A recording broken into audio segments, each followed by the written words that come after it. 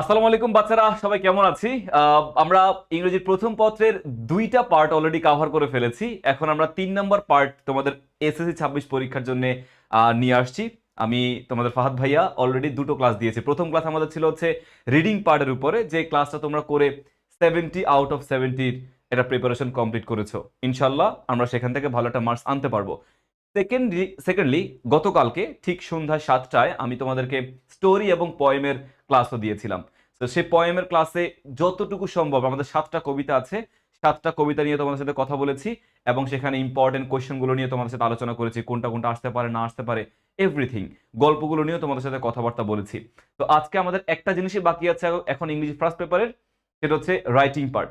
তো এই writing part complete করলে তোমার প্রিপারেশন 100% সম্পূর্ণ হয়ে যাবে, যেটা আজকে তুমি সন্ধ্যা 7টায় করছো, সরি বিকেল 3টায় করছো। তো এইটা তোমার জন্য বেস্ট হবে। জাস্ট দুটো টপিক আমাদের রাইটিং পার্ট, স্টোরি আসে এবং ডায়লগ আসে। তো স্টোরি এবং ডায়লগ তুমি কিভাবে প্রেজেন্ট করবা, কিভাবে লিখবা এবং স্টোরি এবং ডায়লগের সাজেশনটা কি, এই জিনিসটা নিয়ে তোমাদের সাথে মূলত আজকে আমি কথা বলবো। So without any further delay let's start our class dear students. আমি শুরু করছি আমাদের রাইটিং পার্টের most important class before the board exam. তোমাদের বাংলা প্রথম পত্র পরীক্ষা, বাংলা দ্বিতীয় পত্র পরীক্ষা হয়েছে, প্রথম পত্র পরীক্ষা হয়েছে, এগুলো নিয়ে ভাইবই না। এখন তুমি জাস্ট প্রথম পত্র মানে ইংলিশ নিয়ে চিন্তা করো। ইংরেজিতে তুমি যদি ভালো প্রিপারেশন নিতে পারো, A+ আসে, তাহলে এইটা তোমাকে ভালো একটা পুশ দিবে তোমার পুরো রেজাল্টের ক্ষেত্রে। মানে একটা সাবজেক্ট খারাপ হোক ভালো হোক ডাজেন্ট ম্যাটার, তোমার অপশনাল সাবজেক্ট আছে না ভাইয়া, তোমার কৃষি আছে, বায়োলজি আছে, অনেকের হায়ার ম্যাথ আছে, এক একজনের এক একটা অপশনাল সাবজেক্ট। ওই অপশনাল সাবজেক্টটা ভালো মতো করে দেখলে মানে ওখানে ভালো রেজাল্ট আসলে বাকিটুকু কম্পেনসেট হয়ে যায়, মানে A+ তোমার চলে আসবে। অথবা গোল্ডেন না আসতে পারে, কিন্তু A+ আসলেই ওইটা আলটিমেটলি গোল্ডেনের কাজই করে। A+ পেলেও যেই সুবিধা, গোল্ডেন পেলেও সেম সুবিধাই। এনিওয়ে, সো রাইটিং পার্ট একটু ভালো মতো করে ফোকাসড হও এবং নড়ে চড়ে বসো, এবং এখানে আমরা 30-30 পাবো ইনশাল্লাহ যদি একটু মনোযোগ দিয়ে ক্লাসটি করি। অলরাইট, তো রাইটিং পার্টে দুইটা টপিক আসবে, একটা হচ্ছে স্টোরি আসবে, সবাই আমরা জানি স্টোরি আসবে, এবং হচ্ছে আমাদের ডায়লগ বা ডুয়েল লগ হচ্ছে আমাদের পরীক্ষাতে আসবে। অনেকে ডায়লগ বানানটা ভুল করে, সো ডায়লগ অনেকে DAI দেয়, বা এটা DIA হচ্ছে আমাদের ডায়লগের বানান। তো এটা কিন্তু মাথায় রেখো, ডায়লগের বানানটা যেন ভুল না হয়।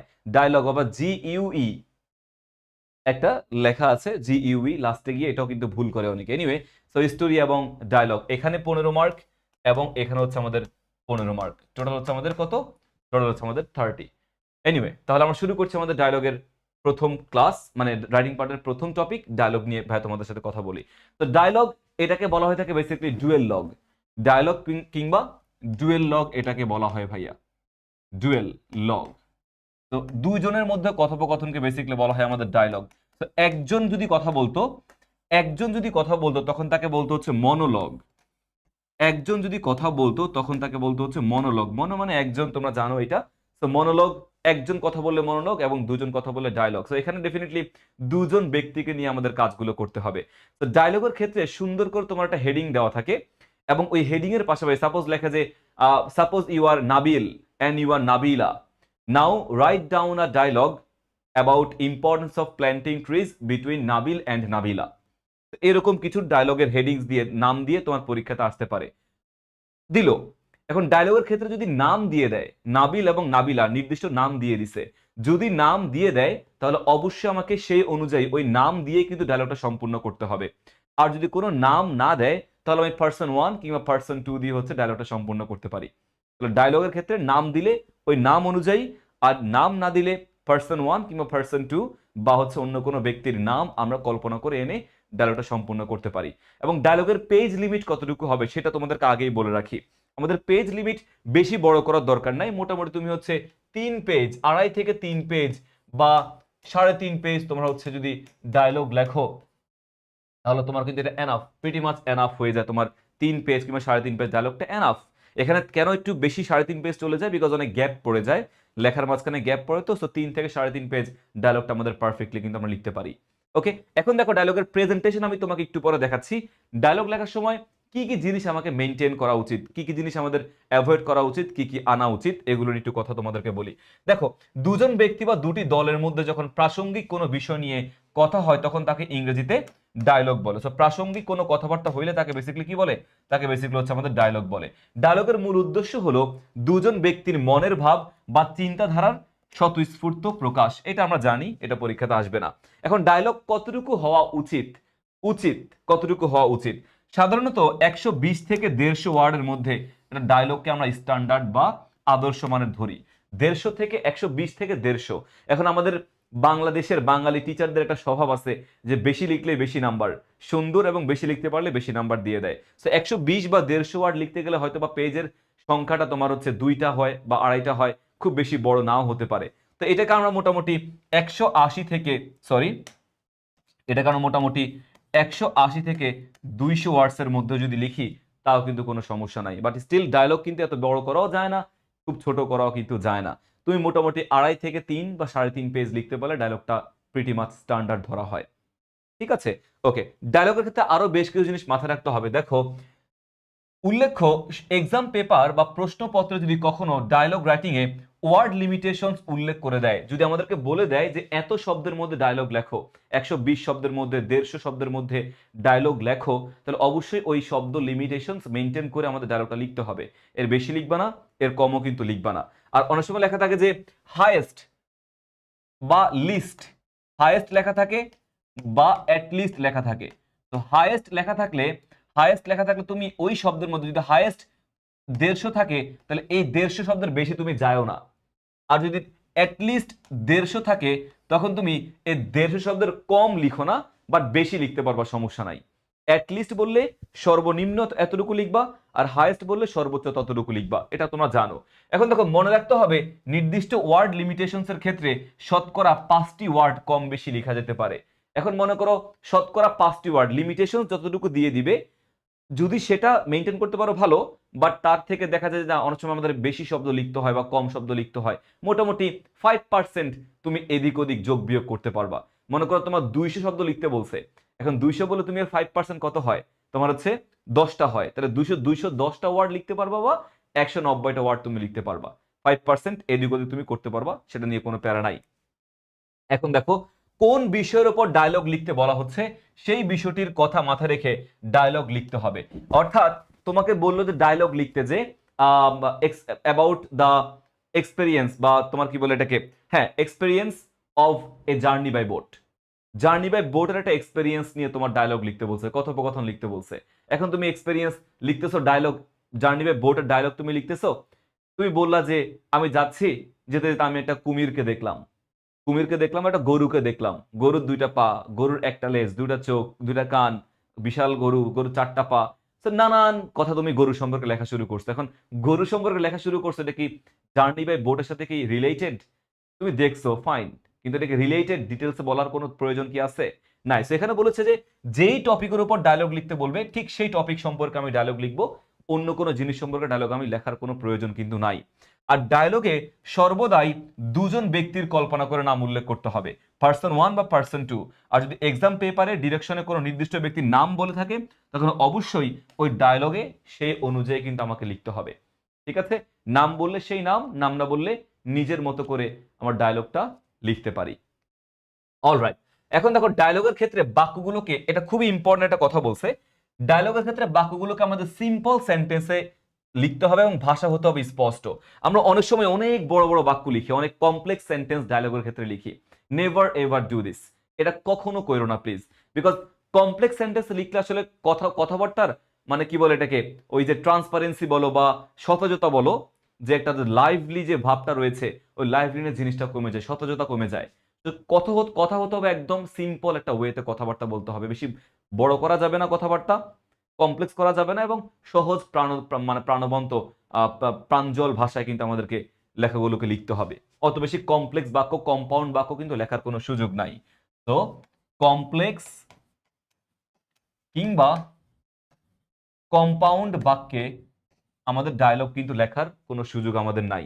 আবার দেখো, ডায়লগে প্রশ্ন করা ও উত্তর দেওয়ার ক্ষেত্রে অবশ্যই গ্রামার প্যাটার্ন লক্ষ্য রাখতে হবে। সো গ্রামারের ভুল তো হবে না, এটা আমরা সব জায়গাতে মেনটেন করতে হবে, সেটা ডায়লগ হোক, স্টোরি হোক, যে কোনো জায়গায় হোক। আর ডায়লগের ভাষাকে প্রাণবন্ত ও সহজ করার লক্ষ্যে বড় শব্দের কন্ট্রাক্টেড নেগেটিভ ভার্ব ফর্ম ব্যবহার করা ভালো। খুবই ইম্পর্টেন্ট একটা কথা বলছে এখানে, আমরা সংক্ষিপ্ত শব্দের ফর্মটা ব্যবহার করব ডায়লগের ক্ষেত্রে। ডায়লগের ক্ষেত্রে আমরা সংক্ষিপ্ত শব্দের ফর্মটা ব্যবহার করব, খুব বড় শব্দ কিন্তু ব্যবহার করব না। সে ফর এক্সাম্পল আমরা শ্যাল নট, এই শ্যাল নট ফর্মটা ব্যবহার না করে এখানে সংক্ষিপ্ত শব্দ আমরা শ্যান্ট ব্যবহার করব।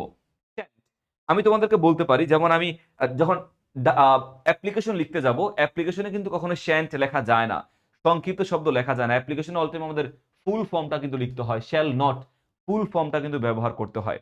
আর ডায়লগে এবং লেটারে, শুধুমাত্র ডায়লগেই না, ইনফর্মাল লেখাগুলোর ক্ষেত্রে, ডায়লগ কার মধ্যে কথোপকথন হয়, ডায়লগ বন্ধু বন্ধুর মধ্যে কথা হয়, বান্ধবী বন্ধুর মধ্যে কথা হয়, বাবা মায়ের মধ্যে কথোপকথন হয়, মানে কাছের ব্যক্তিদের সাথে হচ্ছে আমাদের ডায়লগটা হয়। বা লেটারও কিন্তু কি আমার কাছের ব্যক্তির কাছে ডায়লগটা, লেটারটা কিন্তু লিখি। কিন্তু অ্যাপ্লিকেশন কার কাছে লিখি? ঊর্ধ্বতন ব্যক্তির কাছে, টিচারের কাছে, বা ইউএনওর কাছে, বিভিন্ন ঊর্ধ্বতন ব্যক্তিবর্গের কাছে, সম্মানীয় ব্যক্তিবর্গের কাছে আমরা হচ্ছে অ্যাপ্লিকেশন লিখি। তখন অবশ্যই আমাকে ফুল ফর্ম, ফর্মাল ওয়ার্ড ব্যবহার করতে হবে। এবং ডায়লগে কিন্তু আমি সংক্ষিপ্ত শব্দ ব্যবহার করব। ডায়লগে তুমি চাইলে হচ্ছে ইডিয়ম ব্যবহার করতে পারো। ইডিয়ম বা ফ্রেজ তুমি হচ্ছে কি ব্যবহার করে ডায়লগে লিখতে পারো। তো ইডিয়ম ব্যবহার করা আসলে অ্যাপ্লিকেশনে যায় না, কিন্তু ডায়লগে আমরা চাইলে ইডিয়ম ব্যবহার করতে পারি। ইডিয়ম বলতে আমি যদি বলি যে it's raining cats and dog from the morning, it's raining cats and dog from the morning, আমরা চাইলে কিন্তু এটা লিখতে পারি, it's raining cats and dog from the morning লিখতে পারি, কিন্তু সমস্যা নাই। Cats and dog from the morning ডায়লগের ক্ষেত্রে লিখতে পারি, কিন্তু অ্যাপ্লিকেশনে কখনোই আমাদের ইডিয়ম কিন্তু লেখার সুযোগ আমাদের নাই। ঠিক আছে? সো ইডিয়ম অ্যান্ড ফ্রেজের ব্যবহারটা আমাদেরকে মাথায় রেখে লেখা উচিত ডেফিনেটলি। অ্যান্ড তুমি চাইলে সংক্ষিপ্ত শব্দ, ভালো হয় সংক্ষিপ্ত শব্দ ব্যবহার করলে, এটা প্রাণবন্ত হয়। যেমন দেখো, এই যে ডু নট না বলে ডোন্ট ব্যবহার করা ভালো, আর নট না বলে আরেন্ট ব্যবহার করা ভালো। আর ফেসবুকে কিন্তু কথা হচ্ছে যে ফেসবুক বা সোশ্যাল মিডিয়ায় আমরা যে সংক্ষিপ্ত ফর্মগুলো ব্যবহার করি, সেটা কি ব্যবহার করা যাবে কিনা। যেমন এই যে আমরা লিখি যে প্রবলেম, আমরা প্রবলেম কিভাবে লিখি? প্রবলেম। ফ্রেন্ডকে আমরা কিভাবে লিখি? ফ্রেন্ডকে লিখি তোমার হচ্ছে এভাবে, ফ্রেন্ড। আবার এক্স ডি, আবার এল মাও, তাই না? আমরা এগুলো কিন্তু অনেক সময় লিখি। So please don't write it down in your paper. এটা কোনোভাবে কোনো কিছু এভাবে কিন্তু লিখবা না। ডেফিনেটলি তুমি ইউজুয়াল যে ইংলিশে এক্সিস্ট করে এমন সংক্ষিপ্ত শব্দ লিখবা। ফেসবুকে ব্যবহার কিন্তু শর্টকাট এগুলো ব্যবহার করা হয়, তাহলে ডায়লগ ব্যবহার করা যাবে না, কোনোভাবেই কিন্তু এগুলো ব্যবহার করা যাবে না। তো এই জিনিসগুলো তুমি ডায়লগের ক্ষেত্রে মেনটেন করবা। এখন দেখো, ডায়লগের ক্ষেত্রে আরো কিছু জিনিস দেখতে হবে, সেটা হচ্ছে যে ডায়লগে স্পিকার বা বক্তাকে ডিভাইডেড বা পৃথক করার ক্ষেত্রে কোলন চিহ্ন ব্যবহার করব। আমরা আমরা এখানে কোলন চিহ্ন ব্যবহার করব, মানে ওই যে নামের পরে সে ফর এক্সাম্পল আমি এখানে লাবিবকে নিয়ে লিখবো, লাবিবকে নিয়ে লিখবো, এখানে আমাকে অবশ্যই কোলন ব্যবহার করতে হবে। লাবিব কোলন দিয়ে কিন্তু লিখবো, লাবিবা বা লাবিবা দিবা, আমি এখানে লাবিবা, আমি এখানে বরাবর কিন্তু কোলনটা ব্যবহার করব, বরাবর হচ্ছে আমি কোলনটা ব্যবহার করে ডায়লগটা লিখতে হবে। ঠিক আছে? তো এইভাবে কিন্তু কোলন ছাড়া অন্য কোনো চিহ্ন দিব না। আবার কোলনের পর আমরা এভাবে দিয়ে দিই, অনেকে এভাবে দেয়, ভাই তুই এভাবে দিস না, তুই এভাবে দিস না, তুই এভাবে দিলে তোরই ক্ষতি হবে। নাম্বার সুন্দর করার জন্য অনেক কিছু তুই করতে পারো, কিন্তু সবকিছু সুন্দর করার জন্য করা যায় না, সবকিছু সুন্দর কিন্তু করা আলটিমেটলি যায় না। সেটা তুমি হচ্ছে তাকে সুন্দর করার কিছু না, সে মানে ডায়লগ আসলে আমাদের অত মানে সিস্টেমেটিক ওয়েতে কিন্তু লিখতে হয় ডেফিনেটলি। এইটা আমাদের করা কিন্তু যাবে না। এনিওয়ে, আবার দেখো, একটি ডায়লগের শুরুতে লেখা যেতে পারে, এখন দেখো একটা ডায়লগের শুরুতে লেখা যেতে পারে, কি লেখা যেতে পারে? A dialogue between Mir and Meera about dash, person 1 person 2। এখন এতটুকু তুমি বুঝতে পারছো কিনা? এই যে এখান থেকে আমি তোমাদেরকে এখন একটু পর দেখাবো, প্রেজেন্ট করে দেখাবো ডায়লগটা কিভাবে প্রেজেন্ট করতে হবে। একটা ডায়লগ সুন্দর করে তুমি কিভাবে প্রেজেন্ট করবে আমি তোমাকে একটু পরে সেটা দেখাবো। আচ্ছা, বাট তার আগে কোলন চিহ্ন ব্যবহার করা যাবে না, দেন আমাদের হচ্ছে সংক্ষিপ্ত শব্দ ব্যবহার করা যাবে, কোলন চিহ্ন ব্যবহার করতে হবে, সংক্ষিপ্ত শব্দ ব্যবহার করতে হবে, দেন আমাদের ওই যে ফেসবুকের মতো করে সেগুলো ব্যবহার কিন্তু ডেফিনেটলি করা যাবে না। আবার ডায়লগের প্রশ্ন উত্তর হতে হবে গ্রামার প্যাটার্ন ঠিক রেখে, কমপ্লেক্স কম্পাউন্ড সেন্টেন্স লিখবো না, আমরা সিম্পল সেন্টেন্সে লেখার চেষ্টা করব। ঠিক আছে? আর দুজন ব্যক্তির মধ্যে কথোপকথন করব, পার্সন 1 পার্সন 2, নাম না থাকলে, বাট নাম থাকলে কিন্তু অবশ্যই নাম দিয়ে ডায়লগটা লিখতে হবে। আর ডায়লগ কিন্তু খুব বেশি কিন্তু বড় করা যাবে না। ডায়লগ মোটামুটি 150, 200, 180, 200 শব্দের মধ্যে ডায়লগ শেষ করব। 2.5, 3 কিংবা 3.5 পেজের মধ্যে আমরা ডায়লগটা সম্পূর্ণ করব। আর কাটাকাটি করো না, লেখা সুন্দর করে গোট গোট করে, প্রেজেন্টেশনটা যেন সুন্দর হয় সেটা একটু মাথায় রেখো। তো আমি তোমাদেরকে এখন ডায়লগের প্রেজেন্টেশন একটু তোমাদেরকে দেখাই, কিভাবে আসলে প্রেজেন্ট করা উচিত একটা ডায়লগ। দেখো পরীক্ষাতে মনে করো আসছে, পরীক্ষাতে একটা টপিক আসছে, মনে করো যে যে এ ডায়লগ, আচ্ছা আমি তোমাদেরকে প্রশ্নটা দেখাই, মনে করো এইটা যে suppose you are Karim and Karima and your younger brother is Muhib. এটা দিয়ে তোমাদেরকে দেখাই, suppose you are Karim or Karima and your younger brother is Muhib, তোমার ছোট ভাইয়ের নাম হচ্ছে কি মুহিব। Write a dialogue between you and your brother, তুমি এবং তোমার ব্রাদারের মধ্যে ডায়লগ লিখো about the merits and demerits of using mobile phone. Mobile phone ব্যবহার করার যে উপকারিতা অপকারিতা, সেটার উপর বেস করে তুমি এটা কি লিখবা, তুমি হচ্ছে একটা ডায়লগ লিখতে বলছে এখানে, merits and demerits of using mobile phone, mobile phone ব্যবহার করার অপকারিতা নিয়ে ডায়লগ লিখতে বলছে। ওকে, আমরা লিখি ডায়লগ, চলো। এখন ডায়লগ লেখার আগে এখানে কি বলছে, করিম বা করিমা, ধরো আমি করিম আর তোমার ভাইয়ের নাম হচ্ছে মুহিব, তাহলে মুহিব এবং করিমের মধ্যে কথোপকথন হচ্ছে।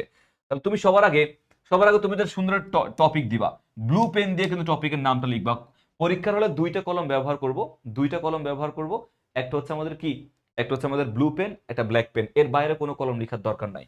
তাহলে এইটা হচ্ছে আমাদের কি ব্লু পেন, ধরলাম ব্লু পেনে তুমি লিখবা টপিক। সবার আগে কি লিখবা, তুমি তো লিখবা যে আনসার টু দ্য কোশ্চেন নং, এটা তো লিখলাই যে আনসার টু দ্য কোশ্চেন নং, কত আনসার টু দ্য কোশ্চেন নং তোমার হচ্ছে এটা কত নাম্বার, এটা হচ্ছে তোমার 10 নম্বরে, আবার 11 নাম্বারটা ধরলাম, 11 বা 10 এনিওয়ে, এটা দুটো একটা যে কোনো একটা হবে। তো তুমি হচ্ছে দাগ দিয়ে দিলা। আচ্ছা এটা তো আমাদের করা যাবে না, আমরা হচ্ছে ব্লু পেন দিয়ে করবো তাই না, তো দাগ দিয়ে দিলা। ওকে, ডাবল দাগ দিলে দিতে পারো, না দিলে কোনো সমস্যা নাই। এখন তুমি এখানে সুন্দর টপিক লিখবা এভাবে, টপিক, টপিক নেম দিবা। টপিক নেম তুমি কিভাবে দিবা, তোমার যে নর্মাল যে পেন আছে ব্ল্যাক পেন, যেহেতু ব্ল্যাকের উপরে লিখছি আমি, সাদা দিয়ে লিখতেছি আমি, তো টপিক কি লিখবা, যে a dialogue between Karim and Karima about merits and demerits of using mobile phone, বা এ ডায়লগ, তুমি লিখবা a dialogue about the merits and demerits of using mobile phone. Just ডায়লগটা কি সম্পর্কে ওই টপিকটা তুমি এখানে লিখবা, জাস্ট ডায়লগটা কি সম্পর্কে ওই টপিকের নামটা এখানে লিখবা, দ্যাটস ইট। তাহলে তুমি লিখবা যে এ ডায়লগ, প্রেজেন্টেশনটা কিভাবে করবা সেটা আমি তোমাকে দেখাচ্ছি। এ ডায়লগ অ্যাবাউট কি, the merits and demerits of using mobile phone, about the merits and demerits of using mobile phone. তোমার টপিক লিখে ফেললা। এখন দেখো এই টপিক লেখার পরে অনেকে কি করবে, অনেকে ডিরেক্টলি ডায়লগ লেখা শুরু করে দিবে, অনেকে ডিরেক্টলি কি করবে, একটা ডায়লগ লেখা শুরু করে দিবে। কিন্তু টপিক লেখা হয়ে গেলে তুমি ডায়লগটা ডিরেক্টলি লেখা শুরু করে দিও না, টপিক লেখা হয়ে গেলে ডিরেক্টলি ডায়লগটা লেখা শুরু করে দিও না। তুমি দেখো, তুমি বিভিন্ন নাটক পড়ছো না, বহিপীর নাটক পড়ছো, বা তোমার বইতে যে আনন্দ পাঠ যে বইটা ছিল সেখানে অনেকগুলো নাটক ছিল, আমার ঠিক মনে নাই কোন নাটক ছিল, বাট যে নাটকগুলো আছে তুমি দেখবা প্রত্যেকটা নাটকের মধ্যে বিভিন্ন রকমের সিনারিও বর্ণনা করা হয়, যেমন আমরা যে কি বলে এটা সুখী মানুষ যে নাটক ছিল একটা, ওটা কিন্তু আমরা পড়ছিলাম, যে সুখী মানুষ, মনে করো একজন নাম হচ্ছে মোড়ল, তো দরজা টোকা দিল, মোড়ল ভেতরে ঢুকলো, জাস্ট থার্ড ব্র্যাকেটে লেখা থাকে এরকম করে, থার্ড ব্র্যাকেটে লেখা থাকে না যে রহিম ঘরে ঢুকলো, এরপর রহিমের মধ্যে কথোপকথন হচ্ছে, একটা সিনারিও কিন্তু বর্ণনা করা হয়, ডিরেক্টলি কিন্তু কথোপকথনগুলো চলতে থাকে না, একটা সিনারিও বর্ণনা করে দেয়, দেন সিনারিও বর্ণনা করার পরে যে ব্যক্তি রুমে ঢুকলো তার সাথে তার কথোপকথন হচ্ছে। তো ডায়লগের ক্ষেত্রেও তুমি একটা সুন্দর একটা সিনারিও বর্ণনা করবা। সাপোজ করিম এবং মুহিবের মধ্যে কথোপকথন হচ্ছে, এখন করিম এবং মুহিবের মধ্যে হুট করে কথা হচ্ছে, এটা লিখবা না তুমি, তুমি তাদের মধ্যে একটা সিনারিও বর্ণনা করবা যে করিম মার্কেটে যাচ্ছিল, on the way he met with Muhib, বা মুহিব মার্কেটে মোবাইল কিনতে যাচ্ছিল, যেহেতু মোবাইল নিয়ে আসছে, যে কোনো একটা সিচুয়েশন তোমার মতো করে কল্পনা করবা যে মুহিব মার্কেটে মোবাইল কিনতে যাচ্ছিল, on the way he met with Karim, সে করিমের সাথে মিট করেছে।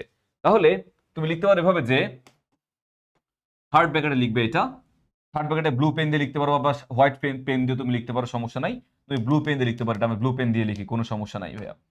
তো তুমি লিখবে হবে যে থার্ড ব্র্যাকেট দিয়ে যে Muhib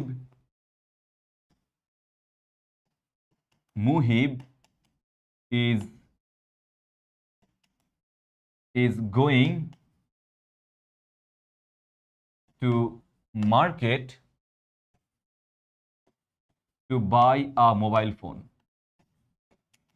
To buy a mobile phone. Okay. On the way,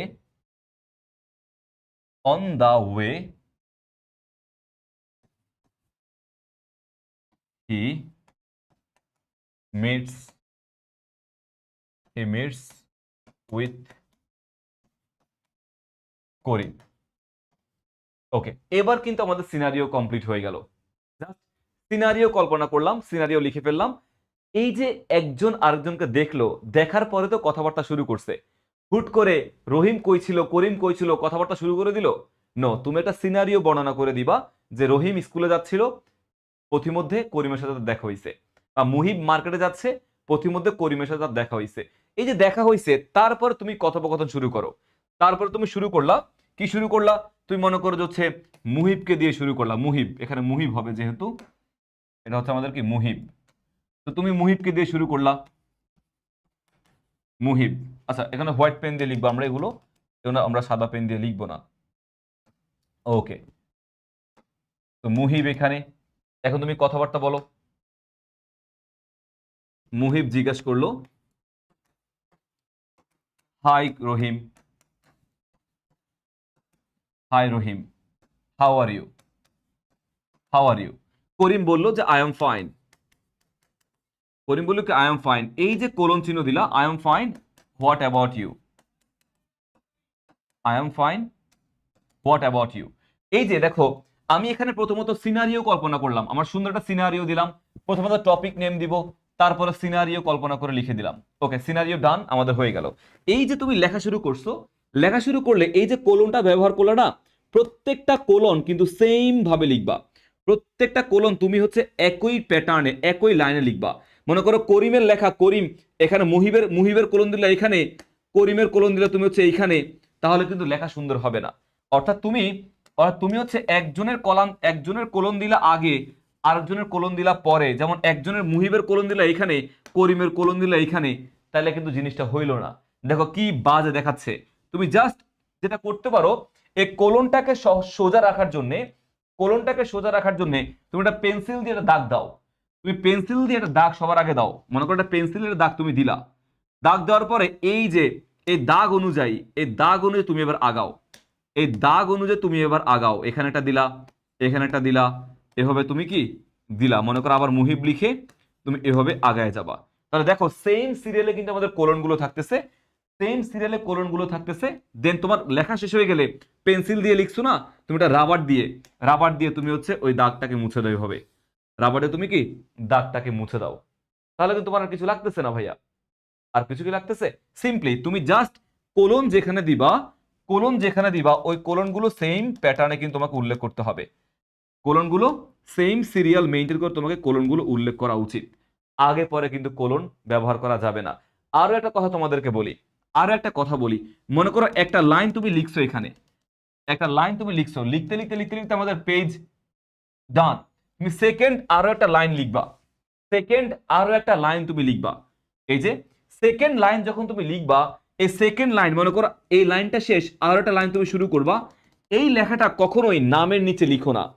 second line নামের নিচে কখনোই কোনো লেখা তুমি লিখো না প্লিজ।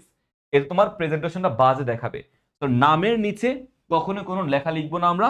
নামের বাইরে, কোলনের বাইরে, মানে কোলনের ভেতরে ডায়লগের কোনো লেখা আমরা লিখবো না। এই কোলনের বাইরে থাকবে, নামগুলো সেপারেট থাকবে, নাম অনুযায়ী লেখাগুলো কি আমাদের সেপারেট থাকবে। তাহলে তোমার প্রেজেন্টেশনটা অনেক দারুণ দেখাবে। তাহলে কি বললাম, এখানে কিছু জিনিস মেনটেন করতে হবে, কিছু জিনিস মেনটেন করা যাবে না, সেটা আমি তোমাদেরকে এখানে বলে দিলাম। এই অনুযায়ী, এগুলো অনুযায়ী তুমি ডায়লগটা লিখবা। আর ডায়লগের প্রেজেন্টেশন কেমন হবে? সবার আগে তুমি টপিকের নামটা লিখবা, তারপর একটা সিনারিও বর্ণনা করবা। যেহেতু মোবাইল ফোনের কথা বলছে, আমি মোবাইল ফোনের মতো করে একটা তোমার সিনারিও বর্ণনা করে দিলাম। এখন মনে করো একটা ট্রি প্ল্যান্টেশন মানে নিয়ে, তোমার ইম্পর্টেন্স অফ প্ল্যান্টিং ট্রিজ বা ইম্পর্টেন্স অফ ট্রি প্ল্যান্টেশন, এমন একটা ডায়লগ মনে করো আসছে। ইম্পর্টেন্স অফ ট্রি প্ল্যান্টেশন, এমন ডায়লগ মনে করো আসছে, তখন তুমি লিখবা করিম এবং করিমের রহিমের মধ্যে মনে করো ডায়লগ, তাহলে বলবা যে Rahim is going to a tree plantation program, Rahim is going to a tree plantation program, on the way he meets with Karim, ওই যাওয়ার সময় সেই করিমের সাথে তার দেখা হয়েছে। জাস্ট ওই টপিক অনুযায়ী তুমি এখানে সিনারিওটা বর্ণনা করে দিলে কিন্তু ডান। ছোট্ট একটা সিনারিও লিখবা, দেন নাম, কোলনটা কিন্তু নামের সবগুলো বরাবর লিখবা। আর কখনোই কোনো সেন্টেন্স, কোনো লেখা এই কোলনের ভেতরে কিন্তু লেখা যাবে না, নেভার এভার ডু দিস, এটা কোলনের ভেতরে কিন্তু লেখা যাবে না। তো এইভাবে তুমি ডায়লগটা যদি প্রেজেন্ট করো, প্রেজেন্ট করে তোমার সুন্দর করে ডায়লগে কিন্তু খুব ভালো একটা মার্কস আনতে পারবা, খুব ভালো একটা মার্কস আনতে পারবা।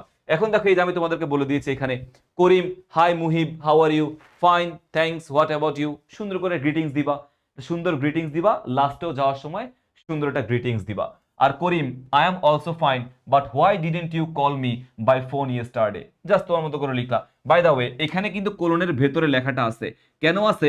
বিকজ এখানে নামগুলো আলাদা করে হাইলাইট করা আছে, এখানে নামগুলো আলাদা করে হাইলাইট করা আছে। তুমি তার নামের জন্য blue pen red pen use করতে পারবা না, তাই না? এজন্য তুমি অবশ্যই নামের নিচে কোনো কিছু লিখবা না, তুমি এখানে নামের বাইরে, কোলনের বাইরে কিন্তু তুমি লেখাগুলো লিখবা। আর আর একটা কথা তোমাদেরকে বলি, একজনের কথা অনেক বেশি লিখবা, আরেকজনের কথা একদমই কম লিখবা, এইটা যেন ডায়লগের ক্ষেত্রে না হয়। মনে করো করিম মুহিব এখানে অনেক কথা বলছে, করিমও দেখো মোটামুটি ভালোই কথা বলছে, তো দুজনের কথা কিন্তু সিমিলার প্যাটার্নে রাখবা, মানে একজন কথা অনেক বলতেছে আরেকজন কথা বলতেছেই না, এটা কিন্তু কইরো না। ব্যালেন্স রেখে রেখে আমাদের কথোপকথনগুলোকে মেনটেন করবা। আর একটা ব্যক্তির কথায় একবারে অনেক কিছু লেখার দরকার নাই, একটা ব্যক্তির কথায় একবারে অনেক কিছু লেখার দরকার নাই। একবারে একটা সেন্টেন্স বা দুটো সেন্টেন্স বলছে, 4-5টা সেন্টেন্স একবারে, মনে করো করিম বলছে, করিম 4টা বা 5টা বাক্য একবারে বলছে, এমনটা যেন না হয়। বা মুহিব কথা বলতেছে, মুহিব অনেকগুলো বাক্য একবারে বলতেছে, এমনটা যেন না হয়। তুমি লিখবা ছোট করে, 2টা সেন্টেন্স, একটা সেন্টেন্স একবারে লিখতে পারো, এর বেশি একসাথে লেখার দরকার না, এতে লেখা অনেক বড় লাগবে। অনেক বড় লেখা হলে কিন্তু টিচার এটাকে কেটে দিবে।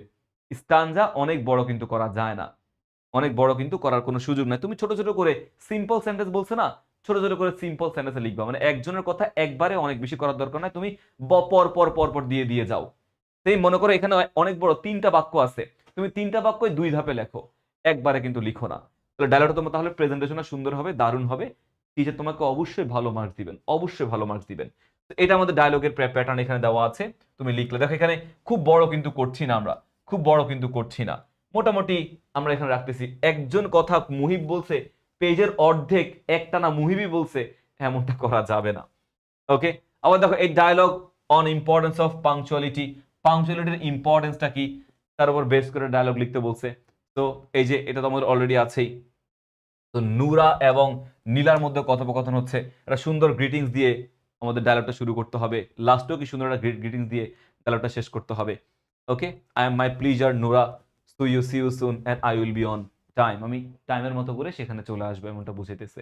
আবার দেখো about the problem of load shedding, load shedding এর তোমার এখানে কথা বলছে, you seem quite tired and fatigue, এখানে ডিরেক্টলি মানে লেখা শুরু করে দিয়েছে। তুমি আগে সুমি এবং রুমির মতো কথোপকথন, hi Sumi, hi Rumi what about you, এটা প্রেজেন্টেশন দিয়ে দিবা।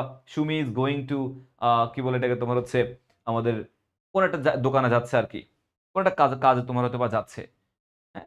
তো সুমি হতে পারে Rumi is going to market to buy a to buy a charging light, for example to buy a charging light because she is facing the problem of load shedding for the last few days. এই যে load shedding এর problem, একটা scenario বর্ণনা করলা, on the way to his market, to her market she meets with Rumi. তো এইভাবে তুমি scenario বর্ণনা করে ডায়লগের দিকে আগাবা, তাহলে তোমার ডায়লগটা ইনশাল্লাহ অনেক ভালো হবে। এভাবে তুমি লিখবা, লিখতে তোমার জন্য সহজ হবে, গেলা। আর যে কোনো কিছু কনফিডেন্ট ওয়েতে, কাটাকাটি করার দরকার নাই, প্রেজেন্টেশনটা সুন্দর করে করলেই তোমার জন্য বেটার হবে। দ্যাটস ইট, প্রেজেন্টেশন যত সুন্দর করে করতে পারবা ততই তোমার জন্য বেটার। এখন আমি তোমাদেরকে হাই প্রায়োরিটি কিছু ডায়লগের সাজেশন দিয়ে দিচ্ছি, খুবই খুবই ইম্পর্টেন্ট এই ডায়লগের সাজেশনটা, খুবই ইম্পর্টেন্ট। কি কি দেখো এখানে, মানে এগুলো হচ্ছে হাই প্রায়োরিটি, 8টা ডায়লগের নাম তোমাকে দিয়েছে এখানে, এই 8টা ডায়লগ পড়ে যাবা। 8টা ডায়লগ পড়লে তোমার আর কিচ্ছু লাগবে না, আদ্যপন্ত কভার হয়ে যাবে পরীক্ষাতে ইনশাল্লাহ। যে কোনো বোর্ডই হও না কেন তোমার কমন আই বিলিভ আসবে। The uses and abuses of mobile phone Facebook and internet, the bad effects of smoking and drug addiction. Bad effects of smoking or drug addiction, এটা কিন্তু খুবই ক্রুশাল, খুবই ক্রুশাল, এখানে কোনোটা কিন্তু বাদ দেওয়ার সুযোগ নাই, এগুলো খুবই খুবই খুবই ইম্পর্টেন্ট, খুবই important. The future choice of professional aim in life, এই যে ড্রাগ অ্যাডিকশন কিন্তু খুব ইম্পর্টেন্ট ভাইয়া। ইম্পর্টেন্স অফ আর্লি রাইজিং, এটাও কিন্তু ইম্পর্টেন্ট অনেক, সবই ইম্পর্টেন্ট, কোনটা বাদ দেওয়ার সুযোগ আসলে নাই। The causes and remedies of road accident, road অ্যাক্সিডেন্টের কারণ এবং প্রতিকার কি কি থাকতে পারে সেটা। Importance of games and sports in our life, games and স্পোর্টসের গুরুত্ব কি। Village life versus city life, এটা কিন্তু ফ্রিকুয়েন্টলি আসে, তোমরা দেখেছো। Dengue fever, its impact and remedies, dengue ফিভারের কারণটা কি, এটার প্রভাবটা কি, এবং এটার মানে প্রতিকার কি কি থাকতে পারে সেটার কথা এখানে বলেছে। এখন অ্যাটলিস্ট 2 বা 3 বার পড়তেই হবে কিছু ডায়লগ, অ্যাটলিস্ট 2 বা 3 বার আমাদেরকে পড়তেই হবে। সেটা কি দেখো, the importance of reading news paper, news paper পড়ার গুরুত্ব, importance of reading news paper. The necessity of tree plantation, এটাও পড়ে রাখবা। The preparation for coming SSC examination, তুমি প্রিপারেশন কেমন নিয়েছো এটার উপরে কিন্তু ডায়লগ থাকতে পারে, যদি পরীক্ষা তুমি দিচ্ছ এখন, বাট প্রিপারেশনটা নিয়ে আসতে পারে। Learning computer, learning importance of learning English, এটা কিন্তু ইম্পর্টেন্ট অনেক, ইম্পর্টেন্স অফ লার্নিং ইংলিশ, এটা খুবই ইম্পর্টেন্ট, পড়ে যেতে হবে কিন্তু। দেখো how to improve skills in English, ইংলিশের স্কিলস কিভাবে ইমপ্রুভ করা যায়। হাউ টু ইরেডিকেট ইলিটারেসি, মূর্খতা কিভাবে কমানো যায়, এটাও কিন্তু অনেক বেশি ইম্পর্টেন্ট। ঠিক আছে, তো এই তো ডায়লগের মোটামুটি সাজেশন বললাম, ডায়লগের আদ্যপান্ত আলোচনা করলাম, কিভাবে তুমি লিখবা না লিখবা সবকিছু তুমি এখানে শিখে ফেললেই কিন্তু হয়ে যাবে, আর কিচ্ছু লাগবে না। আধা ঘন্টা ধরে শুধু ডায়লগ নিয়ে কথা বললাম, বিকজ ডায়লগে যেন কোনো সমস্যা তোমার আর এন্টায়ার লাইফে না থাকে, সেই বিষয়গুলো আমি এখানে এনশিওর করেছি। তো প্লিজ এই কথাগুলো মাথায় রেখো, তোমার ডায়লগ বেস্ট বেস্ট বেস্ট কিছু তুমি পরীক্ষায় দিয়ে আসতে পারবা। এখন চলে যাচ্ছে আমাদের স্টোরিতে, কমপ্লিটিং স্টোরিতে আমরা চলে যাই। এই কমপ্লিটিং স্টোরিও পরীক্ষাতে ডেফিনেটলি 15 মার্ক, কিভাবে প্রেজেন্ট করবা কিভাবে লিখবা তোমাদেরকে কিছু আইডিয়া দিয়ে দেই। তো কমপ্লিটিং স্টোরি, এখানে গল্পের 2টা লাইন দেওয়া থাকে, 2টা লাইন দেওয়া থাকে, ওই 2 লাইন অনুযায়ী তোমাকে নিজের মতো করে পরবর্তীতে গল্পটা বুঝে সাজিয়ে লিখতে হয়, দ্যাটস কল্ড কমপ্লিটিং স্টোরি। এখন দেখো একজন শিক্ষার্থীর কমপ্লিটিং স্টোরি কেন আমরা শিখি, একজন শিক্ষার্থীর ভেতরে লুকিয়ে থাকা যে সৃজনশীল মানে লুকিয়ে থাকে না মানুষের মধ্যে ক্রিয়েটিভিটি, একদম ক্রিয়েটিভিটি উপচে পড়ে না মানুষের মধ্যে, তাহলে এখানে বলছে যে শিক্ষার্থীর ভেতরে লুকিয়ে থাকা সৃজনশীলতা, লুকিয়ে থাকা সৃজনশীলতা যাচাই বাছাই করার জন্য বেসিক্যালি আমরা এই কি বলে সৃজনশীলতা নির্ণয় করার জন্য আমরা স্টোরিটা লিখে থাকি বা কমপ্লিটিং স্টোরি পরীক্ষাতে আসে। তো কমপ্লিটিং স্টোরি লেখার মাধ্যমে একজন শিক্ষার্থীর ভাষা ব্যবহারের দক্ষতা বুঝতে পারা যায়, সে ভাষা কি ধরনের ভাষা ব্যবহার করছে, তার ক্রিয়েটিভিটি কেমন, ওই অনুযায়ী কিন্তু আমরা কমপ্লিটিং স্টোরিটা যাচাই বাছাই করি। বিশেষ করে তোমার 2 ধরনের গল্প আসে, 2 ধরনের গল্প আসে, একটা হচ্ছে ট্রেডিশনাল স্টোরি পরীক্ষাতে আসতে পারে, এবং একটা হচ্ছে আমাদের ক্রিয়েটিভ স্টোরি আমাদের পরীক্ষাতে আসতে পারে। এই 2 ধরনের গল্প কিন্তু বেসিক্যালি আমাদের পরীক্ষাতে আসতে পারে।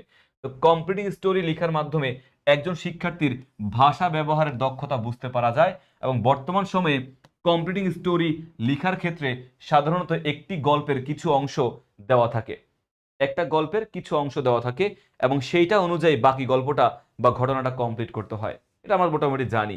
এখন 2 ধরনের গল্প আসে, ট্রেডিশনাল স্টোরি, ট্রেডিশনাল স্টোরি বলতে বুঝে হচ্ছে এমন গল্প যেগুলো বেসিক্যালি আমাদের নানার কাছ থেকে, দাদার কাছ থেকে, টিচারের কাছ থেকে প্রতিনিয়ত শুনতেছি, যেমন এই যে কচ্ছপ এবং খরগোশের গল্প সবসময় সবগুলো শুনে আসতেছি, 2 বন্ধু এবং ভাল্লুকের গল্প সবসময় শুনে আসতেছি। যে গল্পগুলো আগে থেকে আমরা শুনে আসতেছি, সেই যে গল্পের কাহিনীগুলো সেমই থাকে, শিখার নৈতিক যে গল্পগুলো সেগুলো বেসিক্যালি হচ্ছে আমাদের ট্রেডিশনাল স্টোরি। যেমন এই যে বাইজিস ডিভোশন টু হিজ মাদার, আবার unity is strength, honesty is the best policy, মানে অ্যান অনেস্ট উডকাটারের যে গল্পটা সেটা হচ্ছে বেসিক্যালি আমাদের কি ওই যে ট্রেডিশনাল স্টোরির মধ্যে পড়ে। পরীক্ষাতে কিন্তু এটা আসতে পারে, বাট আধুনিক এই ইদানিং কালে ট্রেডিশনাল স্টোরি পরীক্ষাতে কম দেয়, বেশিরভাগ কি দেয় আমাদের ক্রিয়েটিভ স্টোরি পরীক্ষাতে দেয়। দেখো এই শিরোনামে গল্পগুলো চাইলেও অন্য কোনো ভাবে বর্ণনা করা যায় না, মানে ট্রেডিশনাল স্টোরির কাহিনীগুলো সবার ক্ষেত্রে সেম থাকে, কাহিনী সবারই সেম থাকে, জাস্ট লেখার প্যাটার্ন বাক্যের স্ট্রাকচার সেম নাও হতে পারে, কিন্তু যে সে যা বলতেছে যা লিখতেছে সবই মোটামুটি আমাদের এখানে সেমই থাকে। দেখো মূল থিম বা বিষয়বস্তু ঠিক রেখে নতুন গ্রামাটিক্যাল স্ট্রাকচার অনুসরণ করে এই গল্পগুলো আমাদেরকে লিখতে হয়। ওকে, এবার দেখো creative story, creative story basically হচ্ছে এখানে গল্পের যে মূল কাহিনী এটা বক্তা মানে লেখক স্টুডেন্ট নিজের মতো করে সাজিয়ে লিখতে পারে, ক্রিয়েটিভ, নিজের মতো করে সাজিয়ে লিখতে পারে। 2 লাইন দেওয়া থাকে, ওই 2 লাইন অনুযায়ী সে নিজের মতো করে গল্পটা সাজিয়ে লিখতে পারবে। দ্যাটস ইট, তাকে বলা হয় আমাদের ক্রিয়েটিভ স্টোরি। তো এইটি মূলত কাল্পনিক ঘটনা বা বিষয়কে ইঙ্গিত করে লেখা হয় এমন একটি স্টোরি, এই ক্রিয়েটিভ স্টোরির মাধ্যমে একজন শিক্ষার্থীর মানে কি বলে এটাকে, ক্রিয়েটিভিটি আসলে মানে বের করা হয় আর কি। সেক্ষেত্রে মধ্যে গ্রামার স্ট্রাকচার ব্যবহার করার মাধ্যমে ভাষা প্রয়োগের সর্বোচ্চ কৌশল সম্বন্ধে জানার চেষ্টা করা হয়। মানে শিক্ষার্থী কতটুকু ক্রিয়েটিভ, তার গ্রামাটিক্যাল স্ট্রাকচার কতটুকু বেটার, সে অনুযায়ী তোমার কি এটা তুমি মানে চেক করা হয় আর কি ক্রিয়েটিভ স্টোরির মাধ্যমে। যেমন কি হতে পারে দেখো, a blind man who lost his stick, অন্ধ ব্যক্তি যে কিনা তার স্টিক কি হারিয়ে ফেলেছে। Quarrelling between senior and junior, senior এবং জুনিয়রের মধ্যে যে মারামারি কিভাবে তুমি রিজলভ করেছো। মানে একদম বিশ্ববিদ্যালয়ের সিনিয়র জুনিয়র মারামারি করতেছে বা কলেজের সিনিয়র জুনিয়র মারামারি করতেছে, এখন তুমি অ্যাজ এ স্টুডেন্ট বা তুমি কি করেছো ওই সিচুয়েশনে। Friendship is the name of trust, মানে বন্ধুত্বের বিশ্বাস। বন্ধুত্বের বিশ্বাস নিয়ে একটা গল্প আসছে যে বন্ধু বন্ধু বিপদে পড়ছে, তখন তুমি এই সিচুয়েশন তুমি তাকে কি হেল্প করছো নাকি করো নাই, নিজের মতো করে সাজাবা। তো এই গল্পগুলো দেখো নিজের মতো করে কিন্তু সাজিয়ে গুছিয়ে লেখা যায়। তো নিজের মতো করে সাজিয়ে গুছিয়ে লেখা যায় ঠিক আছে, কিন্তু আমরা এখানে দেখা যায় অনেক সময় ইলজিক্যাল জিনিসগুলো লিখি। ইলজিক্যাল জিনিস কিন্তু তুমি এখানে লিখতে পারবে না ক্রিয়েটিভ স্টোরির ক্ষেত্রে। তোমাকে সাজাইতে বলছে লজিক্যাল, যৌক্তিক কথা, যৌক্তিক লেখার মাধ্যমেই তুমি এটাকে সাজাবা, এটাকে লিখবা। যৌক্তিক জিনিসগুলো লিখে তুমি এটাকে পূরণ করবা। যেমন বন্ধু বিপদে পড়ছে, তুমি তাকে আরো আরো একটু বিপদে ফেলে দিবা গিয়ে, এটা কি হয়? বন্ধু বিপদে পড়ছে, তুমি তাকে আর একটু বিপদে ফেলে দিলা, হইলো? হয় নাই কিন্তু। তো বন্ধু বিপদে পড়লে, বন্ধু যদি কোনো বিপদে পড়ে, তাকে তুমি হেল্প করবা, তাকে ওই সিচুয়েশন থেকে তুমি উদ্ধার করতে সাহায্য করবা, তাকে বলা হয় বিশ্বস্ত বন্ধু। লজিক্যাল ওয়েতে আমাকে লিখতে হবে। Okay, the following is the beginning of a story, complete in your own words. তোমার কথাটাকে কমপ্লিট করে ফেলো। দেখো, once a farmer had a goose, একদা এক সময় একটা কৃষকের কি ছিল? গুজ ছিল।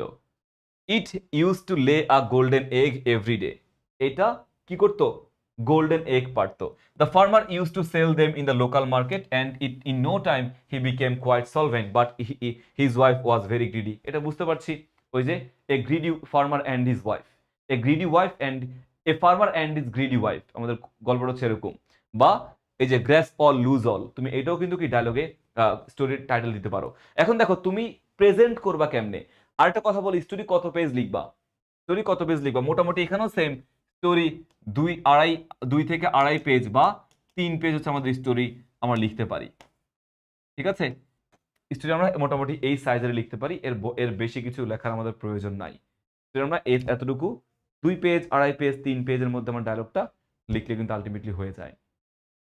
ঠিক আছে, okay. So the following is the beginning of a story, complete it in your own words. আমি প্রথমত হচ্ছে দেখলাম কাহিনী কি আসছে। এখন প্রেজেন্ট করবা কেমনে? প্রথমত আনসার টু দ্য কোশ্চেন নং 10, তাই না?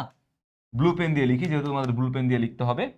তো খুবই সিম্পল, তুমি এখানে লিখলা আনসার, এখানে কিন্তু ফুল নামটা লিখবা, হ্যাঁ। আনসার টু দ্য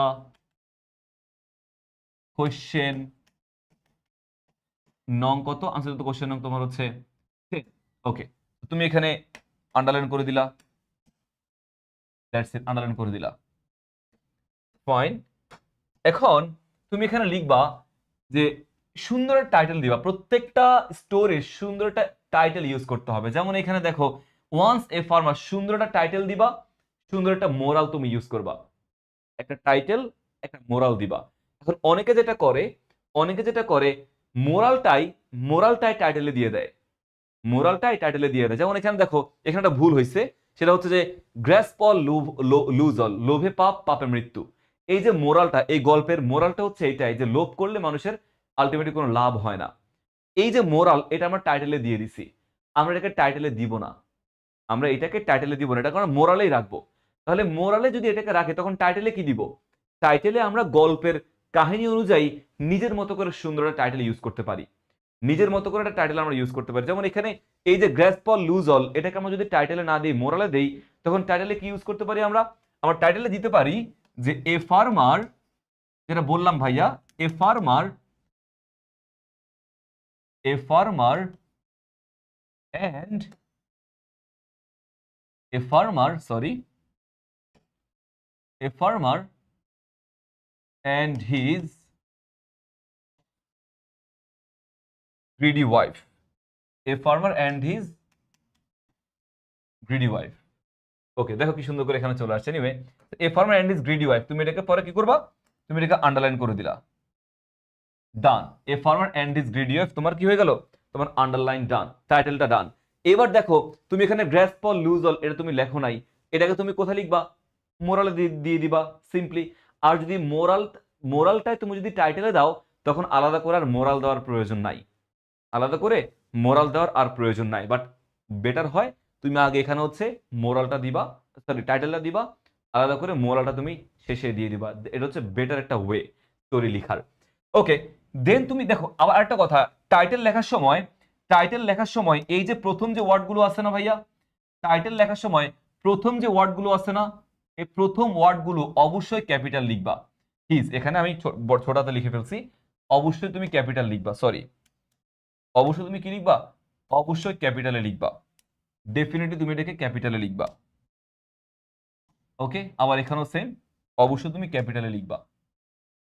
তো গ্রিডি, দেখছো কি করতেছি, বড় করে ক্যাপিটাল লিখে দিবা। So greedy wife, so a farmer and his greedy wife, অবশ্যই ক্যাপিটাল। প্রত্যেকটা ওয়ার্ডের প্রথম যে লেটার আছে ওই প্রথম লেটার আমাদের হতে হবে কি, হতে হবে ক্যাপিটাল। হিজ ক্যাপিটাল, জি ক্যাপিটাল, ডাব্লিউ এগুলো ক্যাপিটাল হতে হবে।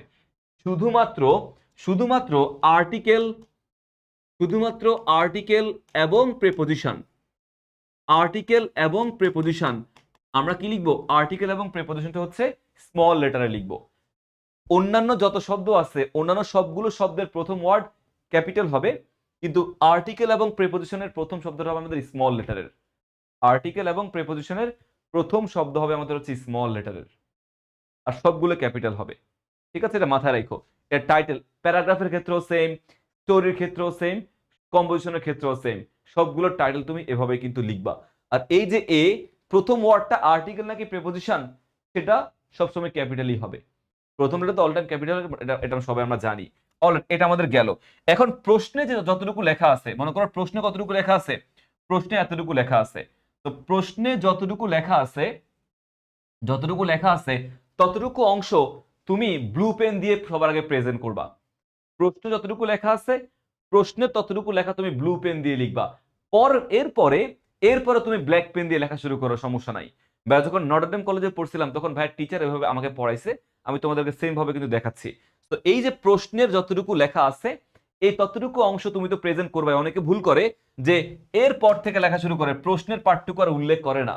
অবশ্যই প্রশ্নের পার্টটুকু লিখবা এবং পরবর্তী পুরো অংশটা তুমি এখানে প্রেজেন্ট করবা। আর প্রশ্নে যতটুকু আছে এইটা সবার আগে ব্লু পেন দিয়ে তুমি লিখবা। বা তুমি যদি ব্ল্যাক পেন দিয়েও লেখো, ব্ল্যাক পেন দিয়ে লিখলেও সমস্যা নাই, জাস্ট পেন্সিল তুমি এটাকে কি করবা, পেন্সিল তুমি এটাকে জাস্ট আন্ডারলাইন করে দিবা। যতটুকু অংশ প্রশ্নে আছে ততটুকু অংশ যদি কলম দিয়ে ব্ল্যাক পেন দিয়ে লেখো তখন এভাবে আন্ডারলাইন করে দিবা। ঠিক আছে, আর যদি ব্লু পেন দিয়ে লেখো তখন আর আন্ডারলাইন করার দরকার নাই।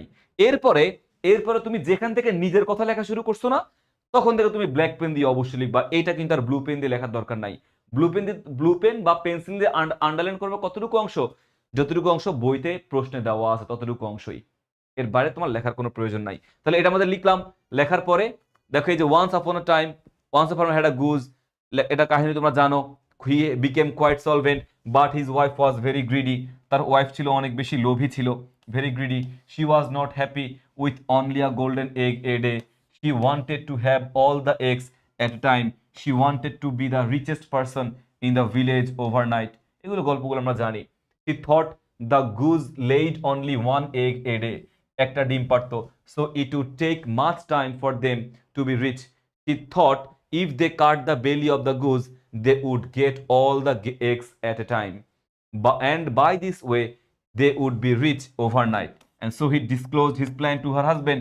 Her husband was a wise man and he was not greedy. তার কৃষকটা ভালো ছিল কিন্তু তার হাজবেন্ড ভালো ছিল না। দেখো না এই যে তোমাদের মতো কিছু একটা কিউট হাঁসের বাচ্চা, হ্যাঁ তোমাদের মতোই cute.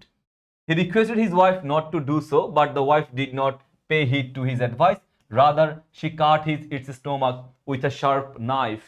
But alas, there was no egg in it. তার পেটে কোনো ডিম ছিল না। Thus goose died at once. The women got frustrated and lamented. Lamented means অনুতাপ করা, সে অনুতপ্ত হয়েছে। অনুতপ্ত হয়েছে for her foolishness. Her husband also rebuked her. He said, you are foolish but greedy, so you have lost all. তাই তুমি সবকিছুই হারিয়ে ফেলেছো। So that's it. খুবই সহজ এটা, grasp or lose all. Just লাস্টে তুমি মোরালটা দিয়ে দিলা, grasp or lose all। আর টাইটেলে তুমি যদি মোরাল ইউজ করো তাহলে তুমি আর আলাদা করে মোরাল দেওয়ার দরকার আমার মনে হয় না আছে। A scholar and a boatman. A scholar and a boatman, এই যে দেখো আমাদের কি ওই যে স্কলার এন্ড আ বোটম্যান, একটা কি বলে জ্ঞানী ব্যক্তি বোটের মধ্যে উঠছে, তো সে বলতো তুমি এটা বিদ্যা পারো কিনা, তুমি পড়াশোনা করো না, তুমি তো মূর্খ ব্যক্তি, তুমি তো এটা করো না সেটা করো না, আমি অনেক জ্ঞানী ব্যক্তি, আমি যে কোনো জায়গায় গেলে সম্মান পাই, তুমি তো সেরকম সম্মান পাও নাই, তোমার অবশ্যই কি পড়াশোনা করা উচিত ছিল। হুট করে ওই নদীর মধ্যে তোমার কি, কিন্তু ওই স্কলার জ্ঞানী ব্যক্তিটা, শিক্ষিত ব্যক্তিটা সাঁতার জানতো না।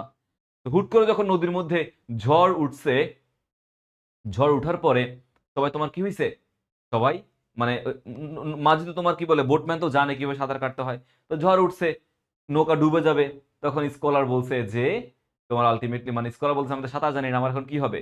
তখন বোটম্যান বলতেছে যে আপনি সাঁতার জানেন না, সাঁতার জানেন না, কিন্তু আমি সাঁতার জানি, আপনি বিদ্যা জানেন অনেক, কিন্তু এই বিদ্যা আপনাকে আজকে আর বাঁচাবে না, কিন্তু আমি সাঁতার জানি, লাইফ স্কিল জানি, আমার এই লাইফ স্কিলটা আমাকে আজকে বাঁচাবে। তাহলে আপনার আমার লেখক মানে লেখক ওই যে জ্ঞানী স্কলার বলতেছিল তোমার তুমি তোমার পড়াশোনা নাই, তোমার তো 12 আনাই বৃথা, জীবনের 12 আনাই বৃথা, 4 আনা তুমি নিয়ে বেঁচে আছো, তোমার তো জীবনে 12 আনাই বৃথা।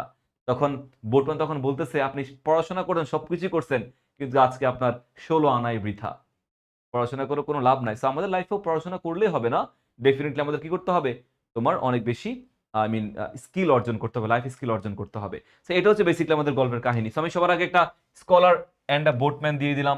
দেখো, once there lived a learned scholar in a village. One day he had to cross a wide river to attend an important meeting in another town. He hired a small boat and began his journey. The boatman was a simple, hardworking man who had never been to school. যে কিনা কখনো স্কুলে যায় নাই boatman. As the boat moved slowly over the calm water, the scholar wanted to talk. He asked, my friend, do you know grammar? তুমি কি grammar জানো? পড়াশোনা তুমি করেছো? বাই দ্য ওয়ে, দেখো গল্পের মধ্যে কিন্তু আমরা প্যারা প্যারা করে লিখতে পারতেছি। তুমি গল্পের প্রত্যেকটা স্টেপ, প্রত্যেকটা সিনারিও তুমি চাইলে একটা প্যারা করে করে লিখতে পারো। যেমন সে তোমার হচ্ছে স্কলার, প্রথমত স্কলার এবং বোটম্যানের পরিচয় দিছে, তো পরিচয় একটা প্যারাতে হইলো। এরপরে মূল কথোপকথন আমাদের আরো একটা প্যারাতে আমরা লিখছি। দেন ক্লাইম্যাক্স, গল্পের যে ক্লাইম্যাক্স, মূল চরিত্র, মূল কাহিনী, সেটা আমরা একটু পরে গিয়ে লিখতে পারি। মানে তুমি প্যারা প্যারা করে কিন্তু এখানে উল্লেখ করতে পারো, সমস্যা নাই। তাহলে as the boat moved slowly over the calm water, the scholar wanted to talk. He asked, my friend, do you know grammar? The boatman replied, no, আমি জানি না।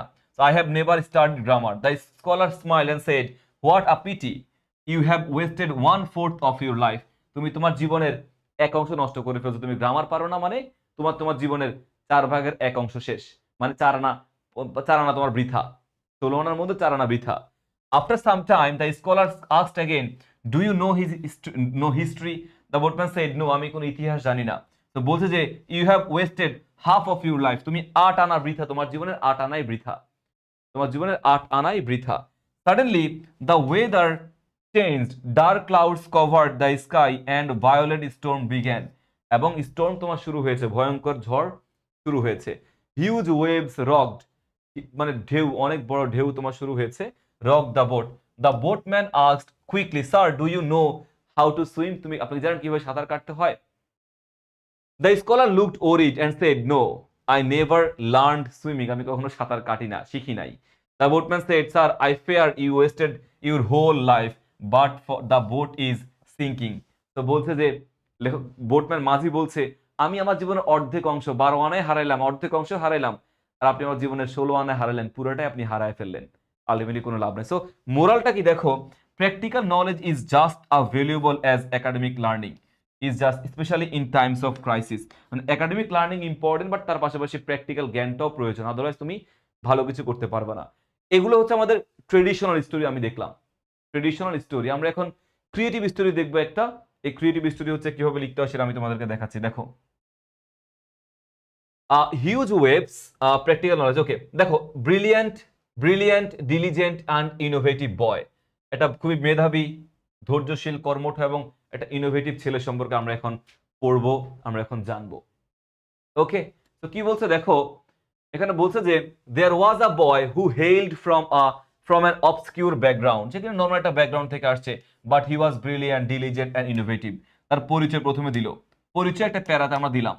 He possessed an extraordinary talent for solving complex mathematical problems effortlessly, leaving his math teaching in awe of his abilities। মানে তুমি এটা নিজের মতো করে সাজাবা, brilliant, diligent and innovative বয়। তুমি তোমার মতো করে লিখতে পারবা যে সে অনেক ব্রিলিয়ান্ট, সে কি করেছে, সে দেশের জন্য এটা এটা করেছে, বা সে সমাজের জন্য এটা এটা করেছে, গরিব মানুষের জন্য সে এটা এটা করেছে। তুমি তোর মতো করে সাজিয়ে লিখতে পারবা। কেউ দেশ সম্পর্কে বলবে, কেউ সমাজ সম্পর্কে বলবে, তুমি তোমার মতো করে যে কোনো জিনিসই বলতে পারো, সমস্যা কিন্তু নাই। Complex mathematical problem effortlessly, leaving his math teachers in awe of his abilities. Similarly, his prose in English grammar was unmatched, impressing his English teachers with his exceptional knowledge and wisdom। মানে জ্ঞান দিয়ে সবাইকে অনেক অবাক করে দিচ্ছে। He had a knack of analyzing any subject matter logically and scientifically। সে সহজেই সবকিছু কি তোমার মানে চিন্তা ভাবনা করতে পারতো, প্রেজেন্ট করতে পারতো লজিক্যালি এবং scientifically. Not only was he exceptionally talented, but he was also incredibly hardworking, অনেক হার্ডওয়ার্কিং ছিল। He dedicated himself to his studies, এগুলো নিজের মতো করে লিখে ফেললা। এন্ড লাস্টে দেখো কি বলছে, despite his remarkable talents, the boy background was shrouded in mysteries, was and as he was an orphan with an obscure family history, nevertheless he rose to fame as a scientist। মানে সে একটা normal background থেকে আসছে, সে একটা এতিম ছেলে ছিল, orphan ছিল, still সে নিজের অ্যাবিলিটির কারণে, নিজের কষ্টে করে সে নিজের মানে জায়গা নিজেই তৈরি করে ফেলতে পারছে, এটা অন্য কেউ আসলে পারে নাই। এটা বলেছে এখানে যে ছেলেটা নিজের মতো করে সবকিছু তৈরি করতে পারছে, নিজের জায়গা নিজে তৈরি করতে পারছে। তো আমরাও যদি কোনো জিনিস তৈরি করতে চাই, আসলে অন্যের হেল্পের জন্য না, নিজে যদি চাই, আলটিমেটলি আমরা এটাকে সমাধান করতে পারি, বেটার একটা জায়গায় নিয়ে যেতে পারি আমরা। But garnered attention both nationally and internationally. সে গেইনড বা তোমার কি বলে অ্যাটেনশন, মানুষের মনোযোগ আকৃষ্ট করতে পারছে, ন্যাশনালি এবং ইন্টারন্যাশনালি এটা আকৃষ্ট করতে পারছে। His ground breaking work illuminated the world with new discoveries, earning him praise and recognition from around the globe। Okay, দেখো excellence is not defined by one's origins.